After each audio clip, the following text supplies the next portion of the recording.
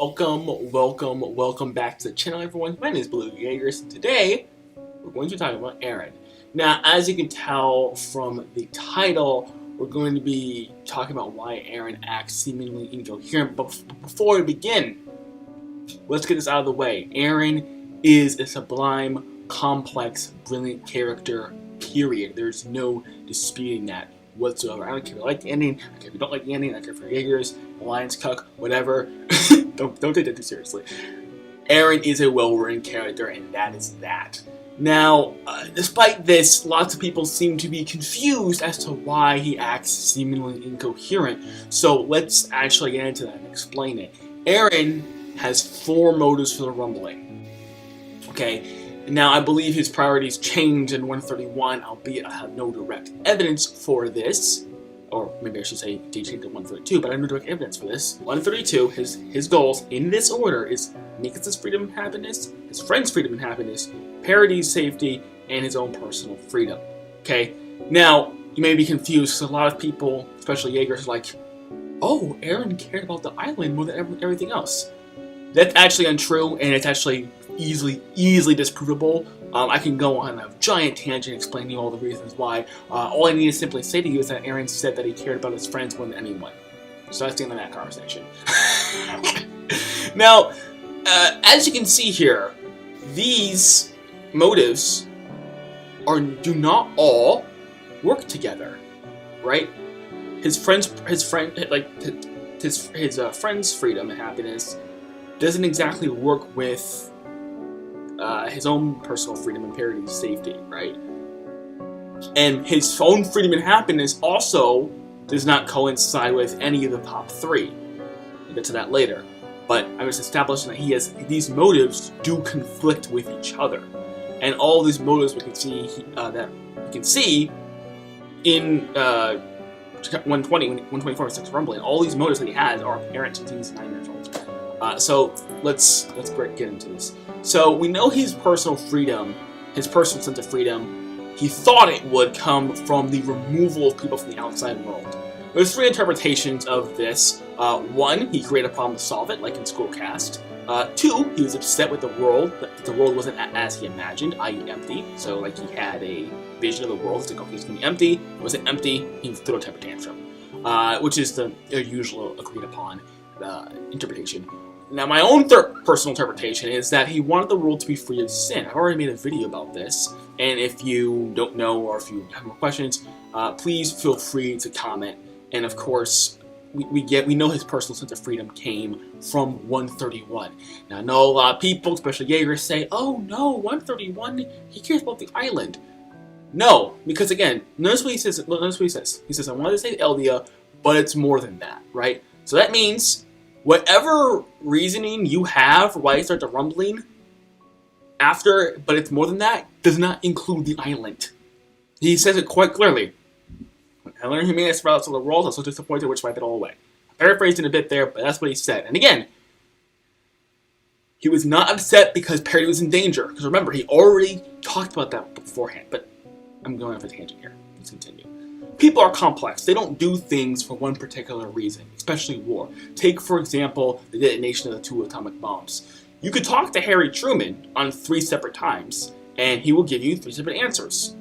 One of them was to display powers of the Russians. Another one was because there's soldiers, because there's a lot of barracks there, and industry. Another reason was it was psychologically shocking and would force them to surrender. So, if you were to have a conversation with him, like Armin had with Eren in 139, lots of people say, oh, Eren keeps changing his answer. Well, no, he's not changing his answer, he's just giving all his reasons why. Again, just in the same way, if you talk to Isayama about his inspiration for Attack on Titan, he said, oh, it was inspired by the village, by my village, because it was surrounded by mountains. Another time, he said it was inspired by Love. Another time, he said it was inspired by drunk people in a cafe. So, is he changing his story every time? Or is it possible they all run together? Again, in 131, Eren is explaining why he did the rumbling directly and indirectly. He's not contradicting himself. He's just explaining his layered motives. He did it for Armin's book. He did it to get rid of Titan Curse. He did it to he made it public so that his friends could be made heroes, and he did it to create a path of peace. All of those exist at once. Again, people, I don't understand this because people say, oh, such and such is a complex character, so such and such is one-dimensional, especially Jaegers. Oh, because it's one-dimensional. But then when we get a complex character like Eren, oh, he's incoherent. Well, it's one or the other. Either he's complex and he has multiple reasons for why he's doing something, or he's simple like Mikasa has one reason. Mikasa, it's simple. It's start to finish. Not start to finish. From the beginning to War for Parity, it's simple. She just does it for her family. She just likes Eren. She loves Eren. She wants to do everything for Eren. Simple. No complexity. No incoherent actions. All of her actions make sense. I mean, I think everyone can agree on that. All of her actions make perfect sense.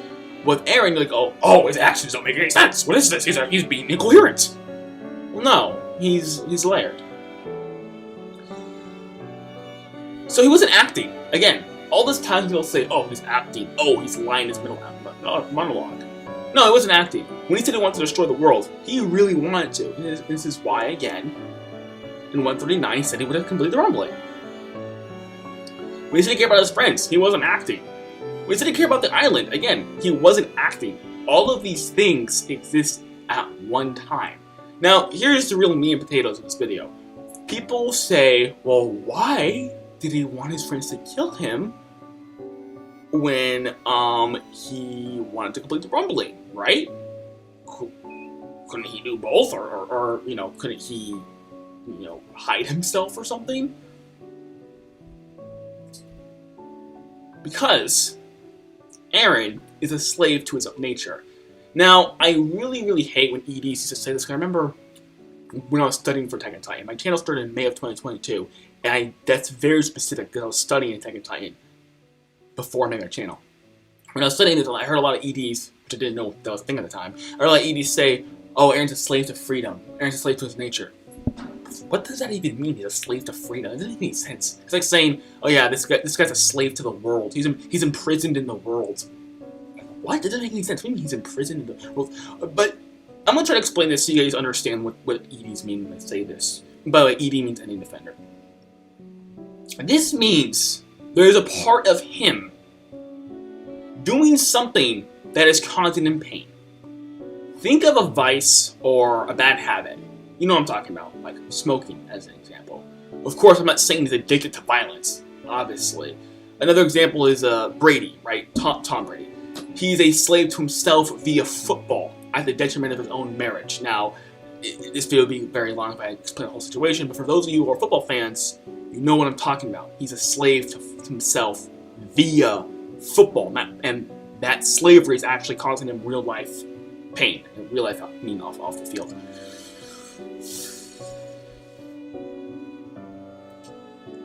When I say Eren's slave to his nature, I mean that there's a part of him, again, just to reiterate, a part of him that is causing him pain. It's at the detriment of his happiness. Again, I'm not saying he's addicted to violence, like one is addicted to cigarettes.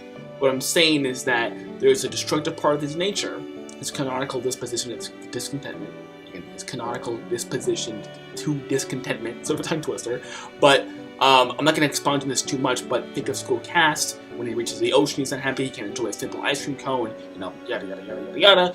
If you want to leave a comment, I mean, I've gotten to giant commenting before with paragraphs of text, so I have no problem doing that with you there. But that is the destructive part of his nature that is imprisoning him and causing him pain. He cannot overcome this part of his nature. That's why we say he's a slave to himself. You understand now? Okay? Any hate defenders only expunge on this, right? But that's what we mean when we say he's a slave to himself. What we mean is that there's a part of him he doesn't like, part of him that's causing him pain, part of him that's destructive, but his character, like not his Isayama character, his character is weak. He cannot overcome that part, thus he's enslaved to that bad part of his nature, right? Again, like real life, again, this applies to applies to literally everyone in the world. Everyone in the world is like this. They have, just put it simply, two parts of them, right? And it all depends on is your character strong enough at the good part can overcome the bad part. If your character is weak to the point where you can't overcome the bad part of your nature that is actively causing you pain that you want to stop, well then you're a slave to your own nature. You can use literally anything that you do that you wish to stop or feel shame afterwards. Again, think of literally anything that applies to what I just said, and all of a sudden Eren's a realistic character. Because everyone's like, oh, well, if it's causing a pain, can you just simply stop? Well, again, if what I just said applies to you, as in something that you wish to do, but you wish to stop doing, but you don't stop doing, or something you do and feel shame afterwards, if you do that, then I'm sorry to break it to you, but you're Eren. And this is why his eyes are closed throughout the Battle of Heaven and Earth. And in Sinners, his eyes are shaded. This is why his head is down and his eyes is closed, because he's already gone to the point of no return, but this is after 131, right? So he's free. And it's not really, but he's enslaving himself to this idea of freedom. That's why his eyes are closed during the Battle of Heaven and Earth. Again, this is exactly like what Paul says. I am in flesh in bondage to sin. I'm doing everything that I hate. That applies to everyone, and that applies to Eren. Or if you're not religious, you can use the Sitting Bull quote about the two dogs. Right? This is what people mean when we say Eren enslaved himself. Again, I know I said this 3 times already, but I just want to really hammer this home because, again, I'm an ending defender, and I was confused when ending defender said this. So I just want to reiterate, multiple times. So you guys really get it. You can dislike it if you think it's annoying, right? Because he himself treated himself poorly. That's also why Armin says your master's a worthless bastard, not just because he got kneed by him, but also because his master is treating Eren poorly. Eren's slave master is not too kind to Eren. And this is why, it's a meta dialogue, where Reiner says that Eren wishes to be stopped. He valued freedom above all else, and he loved his friends, so he was principally and ideologically opposed to taking away his friends' freedom. This is why he acts seemingly incoherent, that he doesn't put them in a coma or take away their Titan powers or anything else. And this also explains why he leaves Gabby and Falco around. Gabby, Falco, and Peak. Because on the one hand, you could say, well, okay, I can see why he left Annie and Reiner, because of Connie, John, Hanji, and, well, you can't control Levi, but Levi. I can see why he left those people around, because they're his friends, so he doesn't want to take his friend's freedom. Okay, that's consistent. Why Peak, Gabby, and Falco? Well, that doesn't make any sense. And you have 2 Titan shifters there. Why would you let them around? Well, again, recall back to the last one I just said last time. He wants to be stopped. Again, imagine a smoker giving his friends his cigarette packs and said, here, take these away, throw them away. This is basically what's happening here. Yes, the smoker wants to smoke. Yes, he will smoke if they're not taken away. But even though he wants to smoke, he will let someone take them away. Again, because he wants to better himself. This is why I say Eren had growth in 139. And again, I don't want to ever hear any of these things that I'm saying he's addicted to violence or anything like that. You know, as well as I know, what I'm actually saying. You can say whatever you want in comments. You can insult me all you want. That's perfectly fine. I just cannot tolerate bad faith arguments. If I ever hear any of you people putting anything relative to, oh, I say you're addicted to violence. Oh, smoking's a chemical dependency. It's different. You're commonly depleted. You've been warned. If you actually have an argument, leave it. If you don't have an argument, dislike the video and go somewhere else. He, of course, was not free in death, right? And the reason why I have to bring this up is because I'm making it sound as though, right, because when I say, okay, so the person takes away the cigarettes, right? It's like, okay, the person's, like, free of smoking. It's a good thing, right? If he was actually free in death, this would be, message misplacement, right? I think that's a proper term, right? Message misplacement. Because basically the lesson would be, if you have a vice that you want to stop, kill yourself. Yikes, that's the good place ending. That's not Attack on Titan. No, what actually happened was, I think either he was free, or he learned what freedom was through Mikasa, right? And not when she kissed him, when he wrapped the scarf around her, right? Remember, the root cause of his imprisonment or his enslavement was his disposition and discontentment. His personal sense of freedom would have came if he formed a relationship with Mikasa. Again, notice I said personal relationship. We're not talking about parody. their personal relationships in just the same way that no one was whining or complaining when Grisha apologized to Zeke, in which she would have had a relationship with him, or when Mr. Lanhart apologized to Annie, in which he had a relationship with her. This is to say nothing of the situation, the political situation at hand. This has nothing to do with anything. Again, whatever you thought or whatever you felt when Mr. Lanhart or Grisha said that they wish they would have cultivated their relationship with their respective children is how you should feel about Eren wanting to cultivate a relationship with Mikasa. That's the end of that. Unless you want to go back and say, oh no, Grisha was bad for wanting to know his child. He should have continued to restore Eldia, even at the detriment of his relationship with his son. Which, again, if you think that, I'm going to say to you, you're being consistent. But I'm pretty sure some of you thought differently. Same thing with Karina, right? It's like okay, so that they were being oppressed, but she still should have cultivated a relationship with Reiner. I think everyone agrees with that, right? Eren couldn't see the happiness in front of his face, like Grisha, like Lanhart, like Karina, like Reiner. You know, this has been repeated time and time again. It's purposeful. It's very purposeful that all these parents have had the same speech to their kids. Eren spent so much of his time focusing on why his life isn't perfect. He pointed out every wrong thing and every happy moment he had to turn to sadness. He had to. He's at the ocean. And it's like, instead of considering all the beauties around him, if we kill our enemies, we'll be free. What are you talking about? He's there making us hand him an ice cream cone. He's like, oh, I'm gonna have to kill 8 billion people. Sasha's gonna die. Come on, bro. Like, seriously? That's Eren. His entire mind is consumed with thoughts of why his life isn't good.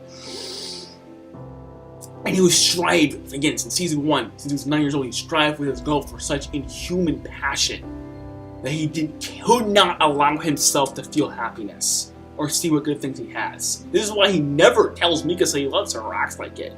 People say, well, Eren, he just came out of nowhere. He just said he loved Mikasa randomly. That's done very purposefully. The reason why Eren didn't reciprocate the feelings with Mikasa is because he was focused on something else beyond Mikasa, being his freedom. Again, in just the same way that you never saw Mr. Lanhart do anything affectionate with Annie. You never saw Grisha do anything affectionate with Zeke. There was no affection there. We all know that Mr. Lanhart loved Annie. We all know that Grisha loved Zeke. But you'll notice that affection wasn't reciprocated. Why? Because he was looking towards Eldian restoration. Same thing with Eren. He loved Mikasa. He really did. He just was focused on something else, so his heart didn't have room for that. Again, Mikasa refuses to elaborate on her feelings as well. She drops the ball multiple times. This creates a divide between them. And the reason why I'm saying this is because the previous things I said were twofold. One was to explain how Eren got free, and the other to explain how he got free, right? So Mikasa, she didn't tell him that she loves him. There was no communication there. They were divided. That created a rift between them, right? But when he wrapped the scarf around her, after telling her to forget about him, they had an understanding that they both loved each other, and this is when the rift is gone, so to speak, and they have a mutual understanding of each other. This, along with Akuma no Ko, again, this video is getting too long, but to summarize, basically Eren says, if I could do whatever I want, I could be free. But if I didn't have a woman, I wouldn't be able to go anywhere. And then the visuals show a bird is flying, which Eren tells the birds, we know this. A bird is flying, there's a cage around, Eren desperately tries to fly away, the cage encompasses him, cage disappears, and the bleak world disappears when he says, the world is cruel, but I still love you. So that's another reason why I think that. And again, these endings obviously have significance, and they're obviously written by Isayama. Look at Bird of the Sunset if you doubt that otherwise. So that's why I think when he wrapped the scarf around her, he either was free or he learned what actual freedom was. Again, to summarize this video, Eren had 4 motives, some of them conflicted with other motives. And on top of that, Eren cannot overcome his nature, the nature that's causing him pain. This is why he isn't free. Eren is a great character, again, not just because he's well written, but because he teaches an important lesson to you personally. He is in an archetype, the cautionary tale. Thank you for watching, and I'll see you in my next video.